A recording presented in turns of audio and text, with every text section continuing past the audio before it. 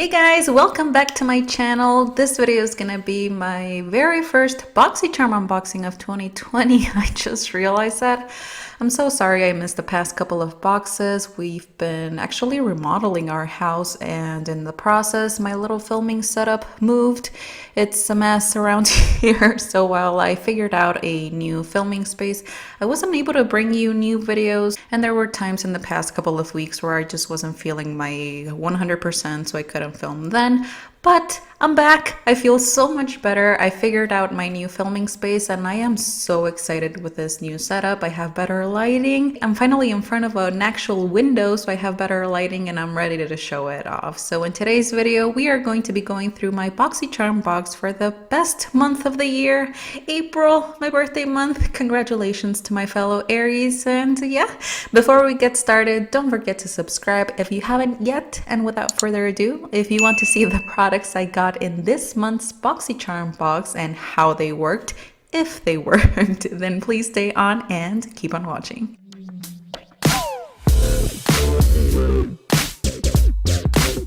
Alright, so this month's box is all about festival vibes. This is the little insert I got with my box, and the first product that I'm going to be going through, I always go in order of application, just so you know. So the first one is going to be the Benefit Cosmetics The Porefessional Face Primer.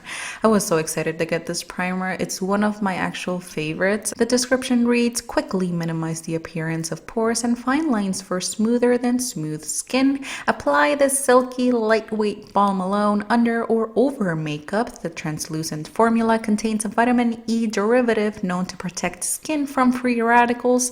Now, I had no idea this could be used over makeup. I've never used it that way.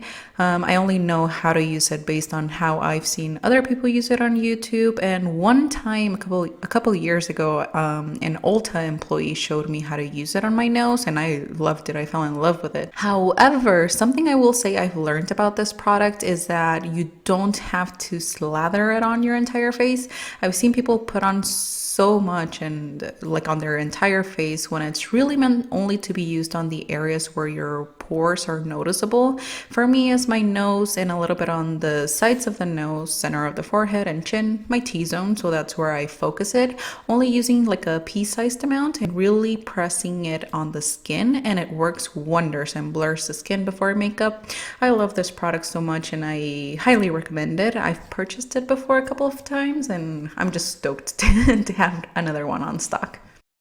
And now that we're nice and primed, we're going to go in with foundation. I am using the L'Oreal Infallible 24-Hour Fresh Wear Foundation, and I'm going to apply it using the next product on my box, the Hank & Henry Midori Beauty Sponge Bundle. The description reads, these beauty sponges are specifically designed to be versatile all-over sponges for liquid and cream application. They can be used wet for a sheer application or dry for fuller coverage, and this bundle retails for 20 bucks, so you get two sponges for 20 bucks.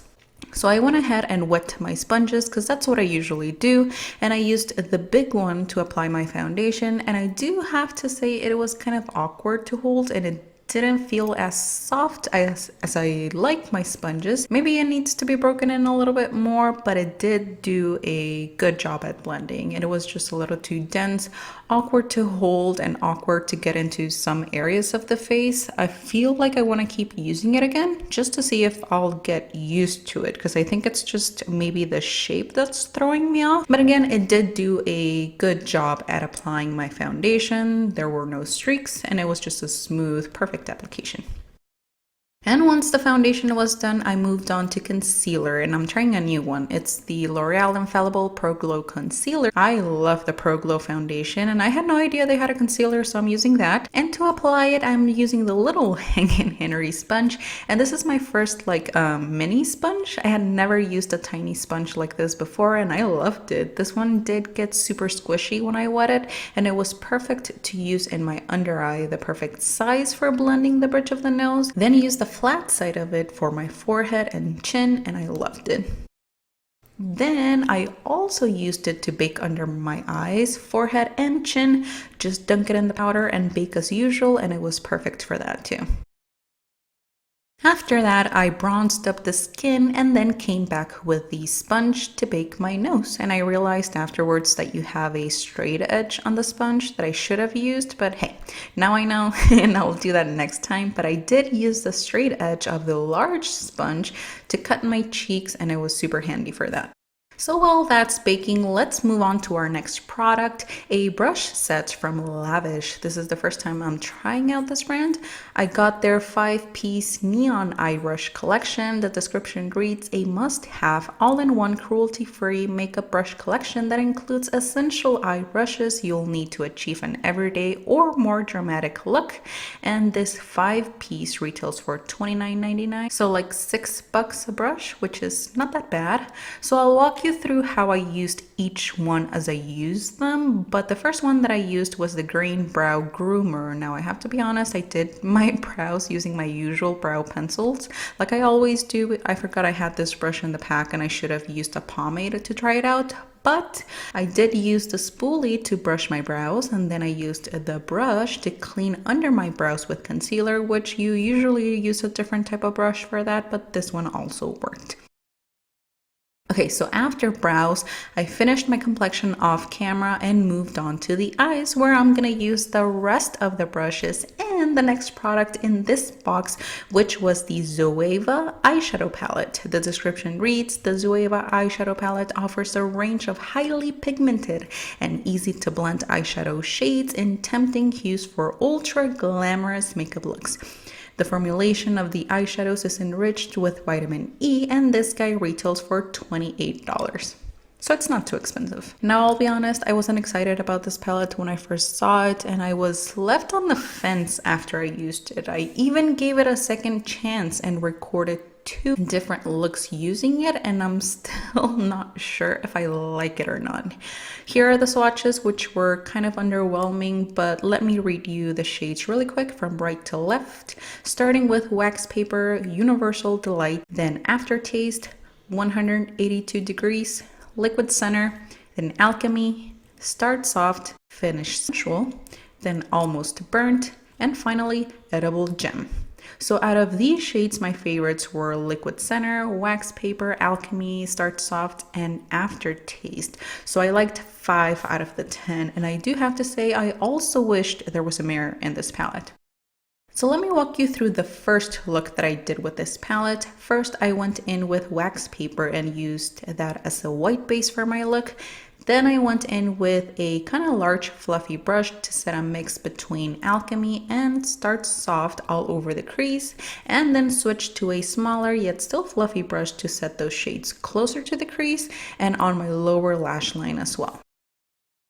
Now I used the pink tapered blending brush from our Lavish set and went into Aftertaste to deepen the crease a little bit more. And then what I wanted to do with this look was a smoky eye using the darkest shade in the palette, Edible Gem, which ended up being the worst shade in the palette.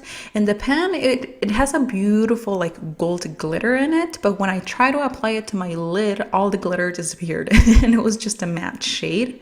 First, I tried applying it with the blue eye shading brush dry. That wasn't working, so I tried spritzing the brush with a little setting spray because I thought it was a shimmer. Because again, in the pan, it has that gold glitter on there, but I ended up ruining the shadow and it kind of like caked up in the pan. So then I tried applying it with my finger. That didn't work, so I just switched back to my fluffy brush to pack it on and fluff out the edges along the crease at the same time.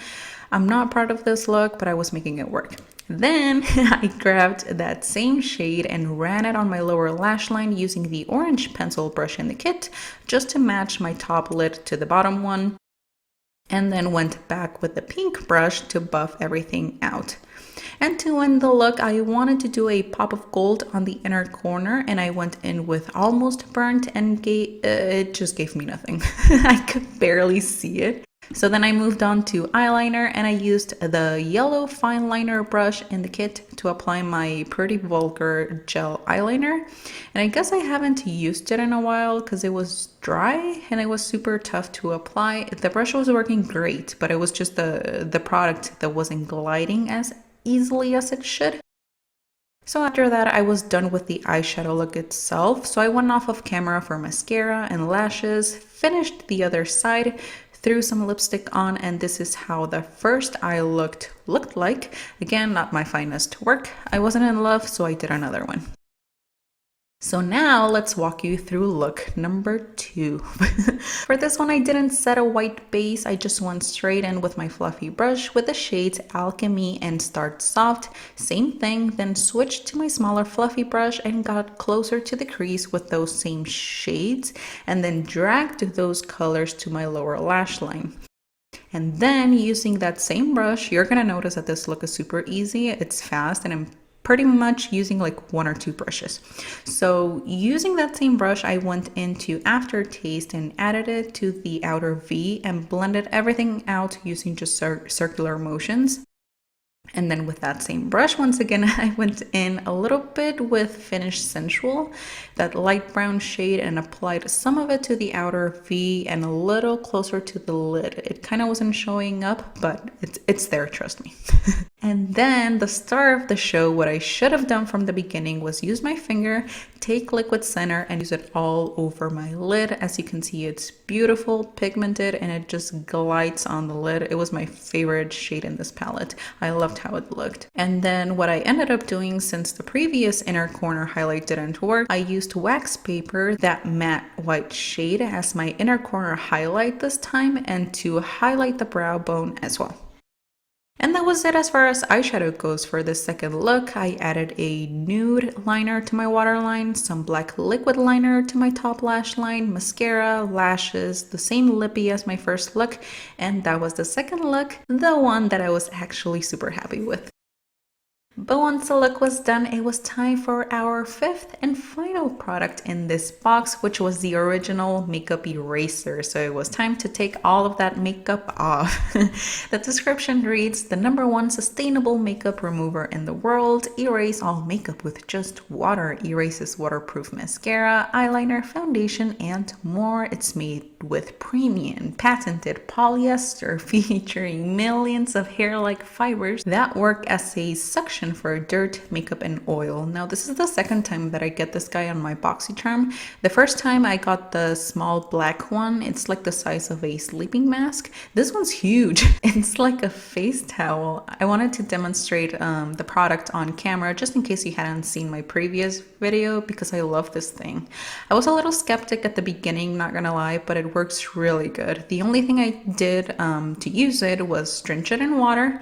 I rubbed it all over my face, and as you can see, it all came off. Mascara, eyeliner, and everything. The only thing that I'm gonna say is weird is the sensation, because the material is so soft. It's like rubbing a wet, soft fleece blanket all over your sticky foundation. So it's really weird, but everything in the end just comes off. It really does work, and it's a great option if you're looking to reduce waste.